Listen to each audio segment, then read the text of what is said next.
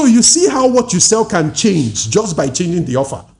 So, but in a previous, in a later session, I will look at offers specifically. So when people say what they sell, fashion is not a product. Fashion is an industry. But what you sell is based on your offer. You can play with the products, you can play with the price, you can pay with payment plans, you can play with risk reversal, you can play with add-ons, a lot of things you can. It's like you can cook your own food when it comes to your product. But people just hang on to the only two ingredients: product and price, product and price.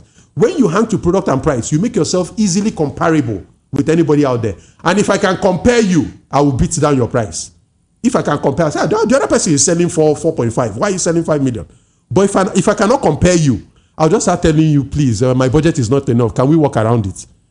So it's the offer that determines it. You know, my takeaway today is if I can compare you. Yeah, if I can compare you, I'll put a price. Yeah, exactly. Be difficult to compare. Be difficult to compare. I think our time is up. We're going to anchor here today. Thank you so much, John Paul Iwoha. It's always a pleasure speaking with you, as we can't answer all of the questions or even take calls now because time is up.